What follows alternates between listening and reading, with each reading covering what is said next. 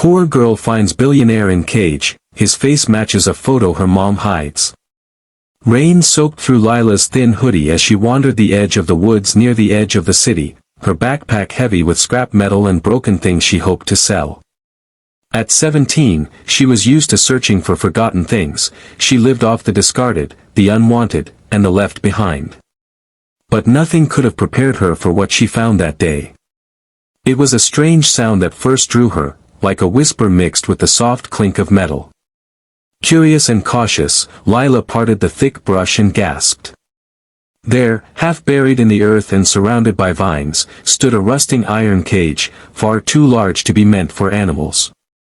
Inside sat a man, disheveled, gaunt, and yet, striking. His face was bruised and tired, but as he looked up, their eyes locked, and something inside her stirred. A flash of memory. She had seen that face before. Framed in a worn photograph her mother kept hidden under loose floorboards in their trailer, wrapped in a silk handkerchief, guarded like a secret too painful to speak of. The man stood, gripping the bars weakly. "Please," he rasped, "help me." Terror and disbelief waged war inside her. "Who are you?" she asked, her voice trembling. "My name is James Alder," he said. "I was taken over a year ago." Lila blinked. James Alder was one of the wealthiest men in the country, a tech billionaire who vanished without a trace. The story had dominated headlines, searches, speculations, and eventually silence. But what on earth was he doing here, locked away in a cage in the woods behind a forgotten neighborhood? "I don't know who put me here. They fed me just enough to keep me alive. I think they wanted me to disappear." Lila's hands tightened around her backpack strap. "Why would someone do that to you?" "I trusted the wrong people," he said. "They took everything. And no one ever came." The rain intensified, blurring her vision, but she stood still, heart racing. She wanted to run, to pretend she hadn't seen him. But then, her mother's face floated into her mind.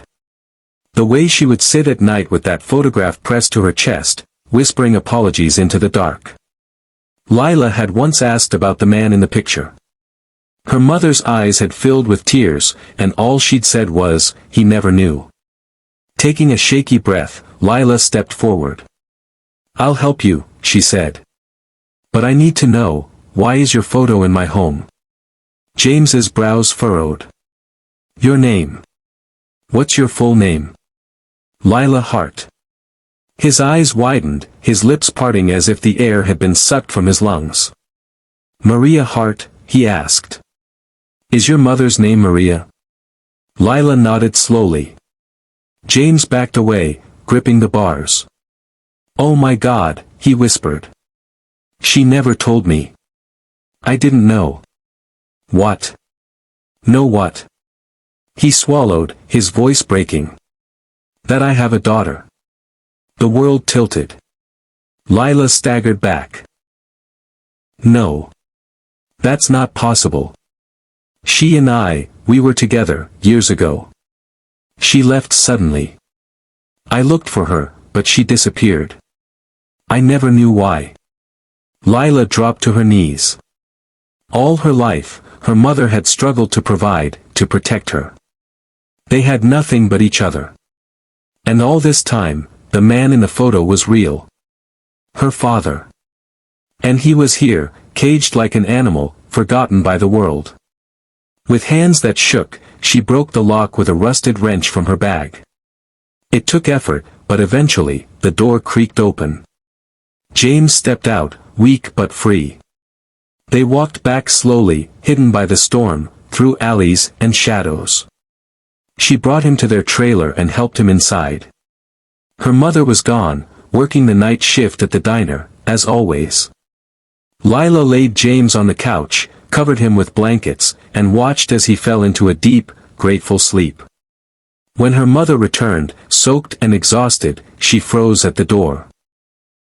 Her eyes went from Lila to the sleeping figure on the couch, and everything inside her crumbled. "Maria," James murmured, waking. "You're alive." Tears flowed freely. Her mother dropped to her knees beside him. "I thought they'd kill you," she sobbed. "When I found out I was pregnant, they threatened me. Said if I told you, they'd make you disappear. So I ran." Lila stood silently, the pieces falling together. Her mother hadn't abandoned love, she had sacrificed it to protect them both. Over the following weeks, with Lila's help, James contacted authorities. The truth came out, his business partners had orchestrated his disappearance. With Lila's bravery and James's recovery, the conspirators were arrested. James's name was cleared, and his empire returned. But none of that compared to what came next. James didn't just walk away back into luxury. He stayed. He cooked dinner in their tiny kitchen, burned the eggs more often than not. He repaired the broken heater and patched the leaking roof. He learned how to be a father, one moment at a time. Eventually, he brought them both to his world, not as strangers or projects, but as family. And while Lila traded the streets for schoolbooks and the roar of private jets, she never forgot the cage in the woods or the cold night that changed her life forever. Years later, at a charity gala she hosted to fight child poverty, a reporter asked what inspired her. Lila smiled and replied, "A man in a cage and a mother who gave up everything. Kindness isn't always loud. Sometimes, it's a girl who chooses to help instead of walk away." The crowd applauded, but Lila's eyes found her parents, her father in a suit, her mother radiant beside him.